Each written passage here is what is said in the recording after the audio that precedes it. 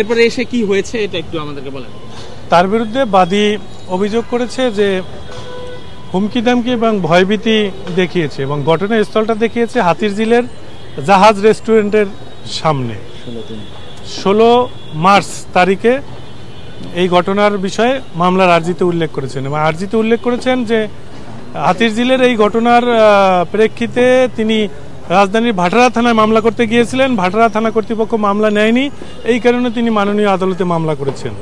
আমরা মাননীয় আদালতকে জামিন শুনানিতে বলেছি যে এই ঘটনার যে বাস্তব অবস্থা সেটা বাদীর যে আর্জি সে আর্জিতেই গড়মিল রয়েছে।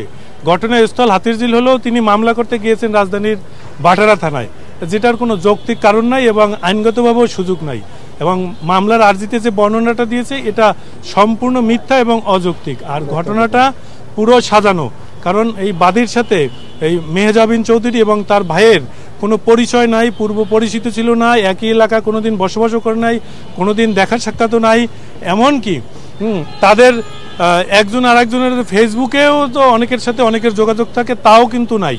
এখন আমাদের বক্তব্য হয়েছে যে মেহজাবিন চৌধুরী যেহেতু একজন প্রতিষ্ঠিত অভিনেত্রী, তার যে প্রতিপক্ষ থাকতে পারে, অভিনয় জগতে তার প্রতিপক্ষ থাকতে পারে, এই প্রতিপক্ষদের দ্বারা প্রভাবিত হয়ে এই বাদী অবৈধভাবে লাভবান হয়েছে এবং এই ঘটনা সাজিয়ে একটা মামলা করেছে, যে মামলার কোনো অস্তিত্ব নাই, এটি অস্তিত্ববিহীন একটি মামলা।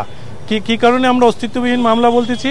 এই মামলাটায় বাদীর যে ঠিকানা ব্যবহার করা হয়েছে সে ঠিকানায় আসলে বাদী থাকেন না এবং এই আসামিদের বিরুদ্ধেও যে ঠিকানা ব্যবহার করা হয়েছে সে ঠিকানা আসামিদের না, অন্য একটা ঠিকানায় ব্যবহার করে তাদের বিরুদ্ধে মামলা দায়ের করেছে এবং পদ্ধতিগতভাবে প্রথমে সমন জারি হয়েছে, বাদী সমন জারির পরে সে গ্রেপ্তারি পরোয়ানা জারির আবেদন করেছে। যেহেতু আসামিরা মামলার খবর জানে না, মাননীয় আদালত নিয়ম অনুযায়ী গ্রেপ্তারি পরোয়ানা জারি করেছেন এবং পরবর্তীতে আমরা এই গ্রেপ্তারি পরোয়ানা জারির খবর শুনে মিডিয়ায় আমরা মাননীয় আদালতে এসে আত্মসমর্পণ করেছি। মাননীয় আদালতকে বলেছি যে মামলার ঘটনা সম্পূর্ণ ভিত্তিহীন, আমরা যে কোনো শর্তে জামিন চাচ্ছি, আমাদের স্বেচ্ছা আসছি, আমাদের জামিন দেন। মাননীয় আদালত আমাদের বক্তব্য শুনেছেন এবং মেহজাবিন এবং তার ভাইকে জামিন দিয়েছেন এবং আগামী ধার্য তারিখ তাদের জবাব দাখিলের জন্য আছে। আমরা এই মামলার যথাযথ যুক্তি এবং আইনগত যুক্তি উপস্থাপন করে আমরা মাননীয় আদালতে জবাব দাখিল করব বলে মাননীয় আদালতে শুনানিতে আমরা এই কথা বলেছি। আচ্ছা ভাই, মামলার বাদী বলেছেন যে উনি নাকি